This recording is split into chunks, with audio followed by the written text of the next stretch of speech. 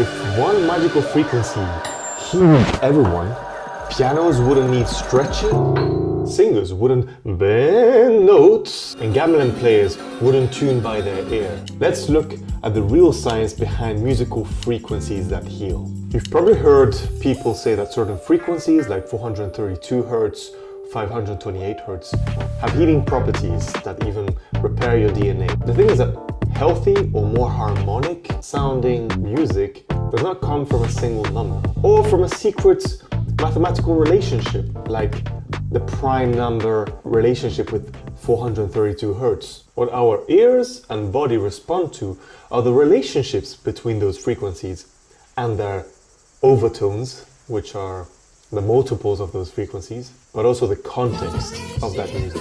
So familiarity, rhythm, dynamics, social meaning. So here's a 30-second overview of this video. So we'll understand why there are many musical frequencies, and we'll start by understanding what a frequency really is. Then we'll look into musical frequencies, which really are the relationship between frequencies, also called intervals. Why some intervals are more beautiful than others. Then we'll look into the history of the different relationships that were used for musicians and musical instruments. This is called temperament. We'll move on to the history of the chosen frequencies as a reference frequency. Here today is 440 Hz for A. Then we'll finish with an overview of the healing mechanisms associated with music as identified in the science. Let's dive into the real science of musical healing.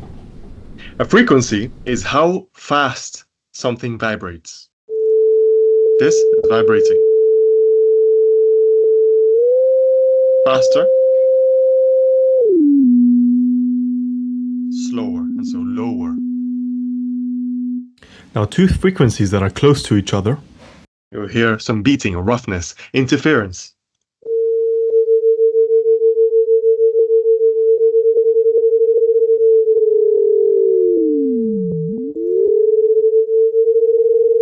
This effect can also happen with more harmonics or multiples of the fundamental.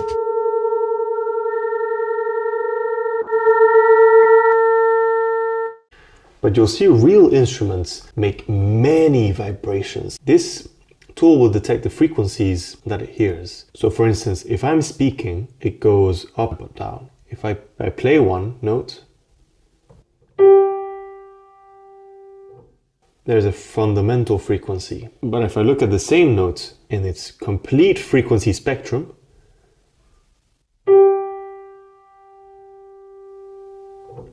there are some little extra peaks. Let's do the octave below.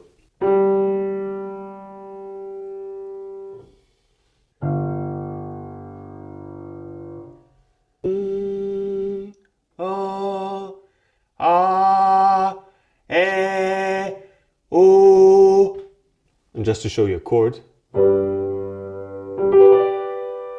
imagine the complexity of jazz.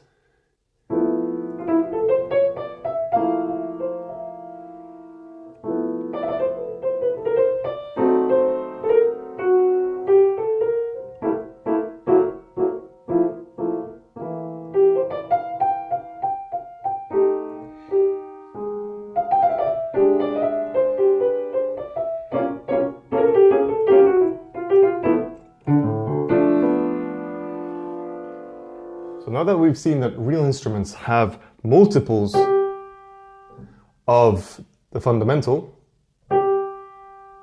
let's talk about why certain intervals between two notes sound rougher or more consonant or harmonious.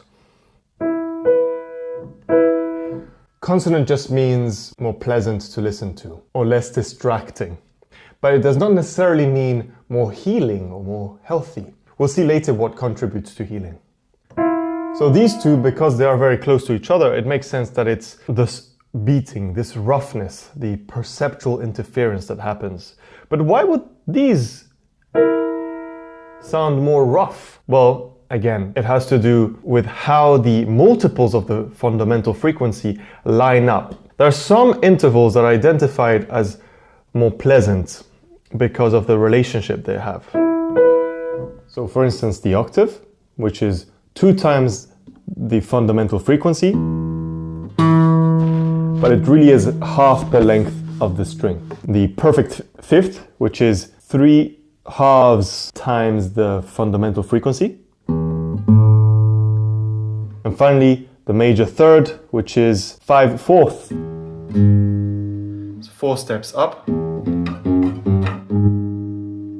The not so consonant or dissonant interval that I showed you on the piano is called the tritone. Also called an augmented fourth or diminished fifth. And it's 7 steps up.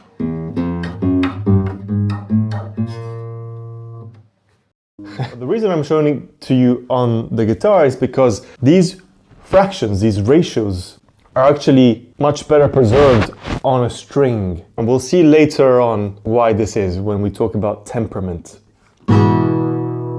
So as mentioned, there are actually several types of temperament. What is that? It's the way that you delineate and divide an octave. Here an octave is from here, and you can see there are 12 different frets. 1, 2, 3, 4, 5, 6, 7, 8, 9, 10, 11. 12. The 12th is the open string. What this means is that the guitar and most instruments today, like the piano, follow what's called the 12 equal tone temperament, which what they did is they took an octave, which is 2 times the fundamental frequency, here the open string, and you take the half, that's the octave, and you divide this by 12, which gives you an irrational number, this one, for every step that you take. Now the steps throughout history have been done differently. For instance, Pythagorean has his own tuning system, which starts by saying, well, actually the octave is 2 times the fundamental, and then the fifth is 3 halves. So this is the fifth. And now let's just take this mathematical ratio with the frequencies and we'll put 1/5 above and then continue building the different number of tones within a scale by repeating this process of going up a fifth and placing it back into the octave. There's an even more just or pure mathematical tuning system, which is called the just intonation or the pure intonation, which more formally called 5-limit just intonation. The 5 aspect is because all the fractions, the ratios that determine the steps between an octave must follow mathematical simplicity determined by prime numbers factorization. By prime number factorization. What does that mean? It means that you can only have numbers in your fractions that can be multiples of 2, 3, and 5, because those are the first 3 prime numbers. That's the 5-limit just intonation. You can have other, like 7-limit, etc. The point of this is that you apparently get really consonant or harmonious chords and intervals with that. What does it mean that more harmonious? Well, we'll go into the dissonances in a second, but these mathematical simple ratios determine the most consonant intervals. However, there's a problem. The steps are unequal, and so if you want to play the same melody, but not starting on the fundamental, but you want to start here, for instance, the melody will sound wrong because you don't have the same intervals or steps to replicate the melody. And so there have been several attempts to appease this. During the Baroque and Renaissance period, there were several temperament systems, as this is what it's called, the temperament, and these were called well-tempered systems. There are several, and they were all unequal as well. But the perceptual interference that you had because of the not perfect ratios of the intervals were considered an aesthetic choice of expression. So certain composers would choose scales where the unequal steps from the well-tempered tuning showed the greatest perceptual interference, or beating as it's called, or roughness, for the aesthetic choice. In other cases, you would not emphasize that roughness as much, and you would choose another starting fundamental frequency. And what does temperament mean? It's because temperament means that you get to as close as you can to the simple ratio intervals of just intonation without losing the potentiality for musicality, like changing the starting point of the melody or allowing for changes of chords, which is called modulation in music. And so other attempts like the mean tone, quarter comma temperament, there's a mathematical relationship such that it's Fifth is closer to the perfect fifth, but preserves a greater number of flexibility for the musician performer. And finally came equal temperament, which simply divided by 12 the octave. And this is actually the most flexible temperament for musicians because it's always the same step. And so you can play the same melody at different starting points. Again, you can change your starting points of your chords and still preserve the musicality. But the thing is that you have some small imperfections everywhere that are not that noticeable. And so what happened is that these different temperaments are compared. You can look at how the fifth and the octaves differ depending on doing a 12th tone equal temperament compared to Pythagorean tuning or just intonation. It's been calculated the fractional difference between, let's say, the perfect fifth of just intonation and the equal tone fifth, which is different. These differences are called commas, and equal temperament has allowed to really reduce the commas maximally within the whole instrument. Whereas in tunings like Pythagorean tuning, the octave actually starts having small differences and not being exactly 2 times the octaves continuously. That is actually the case as well with the piano and an equal temperament, and we'll see why now. Now, an important thing about musical frequencies is exemplified with the Railsback curve. So because real piano strings are stiff, the stiffness makes that there are overtones that are stretched out or inharmonic. As a result, tuners stretch the octaves, so in the lower end they are flatter, so lower, and in the higher end the octaves are sharper or a higher pitch. The reason for this is so that the overtones can line up and there's less interference when playing across the keyboard. So Western musical systems chase perfect ratios, prime number ratios like 2, 3, 5. But in other cultures that are not westernized, like Gamelan music in South Asia, Gamelan instruments tune their instruments to a different type of overtone shapes, or the multiples of the frequency, that are not prime numbers nor integer numbers, or which are whole numbers. For instance, the Leandro Gamelan music has roughly 5 equal steps, whereas the Pelog has roughly 7 unequal musical steps. Now, both Western music and Gamelan music follow the same rules, which is to reduce the perceptual interferences between intervals, so between steps, within that instrument's sound or between instruments. In other words, it's reducing the beating, whether at the overtones or between the fundamental frequencies. In science, this is called following the dissonance curve, where each material and each shape of an instrument finds intervals or steps that sound the most pleasing. For instance, if it follows the harmonic series, which is the simple ratio multiples, you would have the just intonation intervals appearing as the most consonant or with the less perceptual interferences. Now I'm going to touch really briefly on whether 432 Hz is healing. I did a video about this, about healing frequencies, which you can go and check out if you want to have a deeper dive, where I explain the rationale behind why it would be healing. But I'll summarize it for you briefly.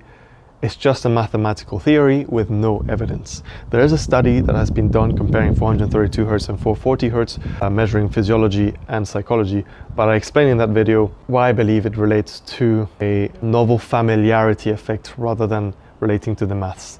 Because they already knew the music, it was very popular music they were listening to. There's also a mathematical correlation between how the electromagnetic field resonates, but it's just a mathematical correlation. You can go and check it out. Musical emotions come from rhythm, predictability, familiarity, dynamics of the volume, and timbre, the type of instrument you're using, which relates to available overtones. So if someone enjoys music in 432 Hz, it's completely valid. But it's relating to psychology, so music cognition, and the familiarity of the context. So did they hear it before or not? Rather than any hidden physics that we haven't yet unleashed. That's my stance so far. So in order to understand which musical frequencies are healing and which are not necessarily healing, I want to go through the history of musical frequencies chosen. So it turns out that in early Renaissance and Baroque periods, there was a tendency to tune the whole orchestral instruments to 466 Hz. For instance, Bach. Bach is a very famous composer, He's a fundamental composer. And his organ and singers were tuning to 465 hertz, which is called quarton. And the reason for this is because organs and pipe systems were built once in churches, and they would stay fixed. And the pipe length, the metal composition, and the local air temperature would determine how A would sound. And so certain frequencies were more convenient because of it had, the organ had already been built. And so the thing is that before we had standardization here in the mid 20th century, standardized to 440 hertz, tuning was determined to the local geography, local region, local church even, local cities sometimes. And what even happened is that, yes, the choir and the organ would be at quarton tuning, which is, 465. But sometimes woodwinds instruments, like the flutes, etc., would be at corneton or camerton tuning, which is actually 415, you can read that. Or even what's called TF camerton, even lower, 392. And depending on the piece, they might play in these different tunings. So the composer would account for this and write the musical sheet for each instrument accordingly. So let's go through a few examples to kind of hammer down the locality of the tuning. As mentioned, the weather would influence the tuning, so the temperature. So here we have the influence of different places and the different tunings that they had. And this was largely related to tuning forks that were invented at the time, and that actually differed in frequency, in fundamental frequency. So I have this because temperature is important and different local areas for the organs. So for instance, Dresden Opera was at 415 and then increased to 435. French organs in Paris, for instance, over time had increases of frequencies, and the Freiburg Cathedral also had variability before modern standardization. So this shows a highly local aspect of tuning, of which frequency is fundamental. And the things that contributed to this were the material limits. So strings instruments actually had their strings made out of gut before, so made of lamb or sheep intestines, and therefore the material had greater risk of breaking if it was too tense. So that was one of the reasons to tune at a lower hertz. But of course, woodwinds and organs could be tuned much higher and were actually encouraged over time. This is what's called the pitch inflation, where actually there was an increase of the pitch because churches and musicians wanted to sound brighter. That's like a sun. And so there's a phenomenon that even Charlie Puth talks about. Higher frequencies means brighter sounding sound. Why does Everybody Wants to Rule the World make you feel inspired and emotional? It's because the song is pitched up with a tape machine. Back in the day, they call this sweetening the audio. It went so high that eventually singers were being too strained, that they had too much difficulty singing, that they protested. They said, stop to the inflation. In my other video, I show the example of Italian opera singers. But standardization was thus an important step towards allowing instruments to play together calmly. The invention of the tuning fork was actually very important in the standardization. And even French authorities recommended 435 hertz because of a tuning fork. So the tuning fork was invented by John Shaw. He did better than what I did. In the 18th century, and subsequent improvements allowed for more reproducible pitches. These are the hertz. Later, a German physicist created in 1834 a machine called the tonometer, which is a set of tuning forks, and recommended A at 440 hertz. As mentioned, French authorities recommended A at 435 hertz, and this was then adopted in a conference in Vienna in 1885, which affected Austria, Italy, Hungary, Russia, Prussia, Saxony, Sweden, and Württemberg. This conference was mentioned in the treaties of Versailles that ended World War I.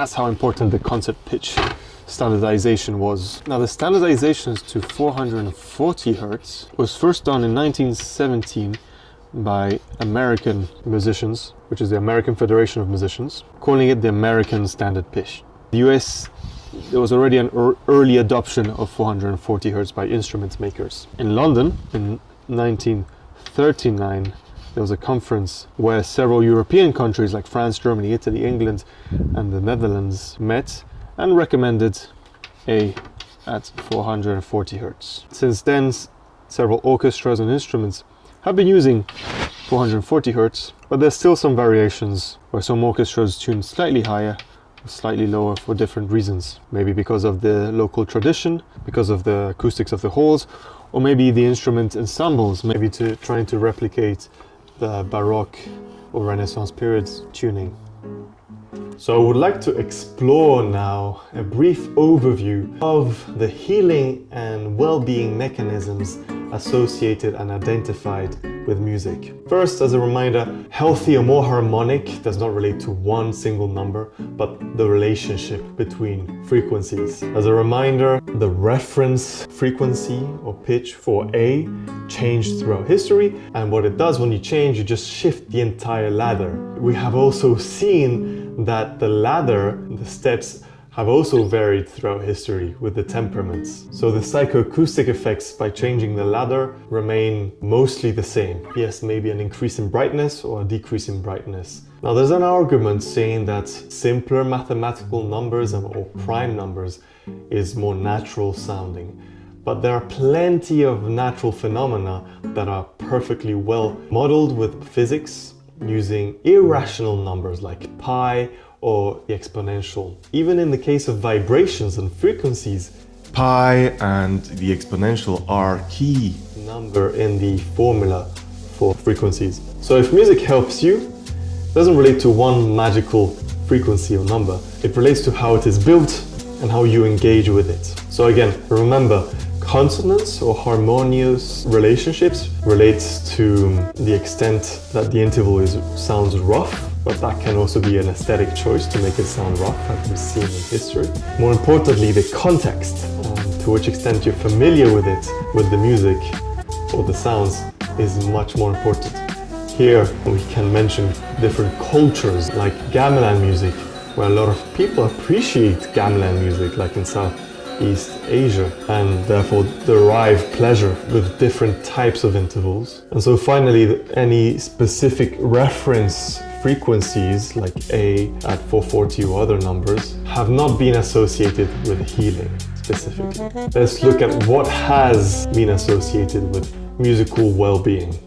Music therapy studies, some of them outlined here but also published elsewhere scientifically, mention that the benefits from music come from predictable rhythms so that we can synchronize to the beat, group music making, so there's social bonding hormones that are increased, and just in general the whole brain is activated, different parts of the brain relating to pleasure, so social bonding hormones, which is proven to reduce feelings of loneliness when you listen to music. But also, just in general, music can trigger many different areas of your brain. Familiarity of the melodies that are being played has a strong effect of familiarity of the music in emotional safety or memory retrieval, recalling your past. And the expressive creation of music also allows for the regulation, re-regulation of emotions. But really from my own research, I know that personalization of the music is very important. So that's familiarity, but also the meaningfulness or memories associated, or the genres that you like, your preferences basically. Music that fits you. And the other is the goal with the music that you want to achieve. Very simply, if you do an intense exercise, that's my arm, looks like a cactus. To do an intense, you want high energy music or high tempo music. Just naturally, that's probably your sports music playlist. It has high energy. So that's a simple example, whereas if you want to relax, you want more calming music. Just very simple. That's the goal. Plus this, the power of music. Forgive my drawing skills. So there isn't one single healing frequency, at least in music. Sound healing, on the contrary, does focus on certain specific frequencies, and they use them to target certain effects depending on the goal. So for instance, binaural beats or vibroacoustic therapy. Now, I go in more detail in this video about binaural beats, and I touch upon vibroacoustic therapy and sound therapy in this podcast with Luis Carlos Rodríguez, a sound therapist. Now let's summarize.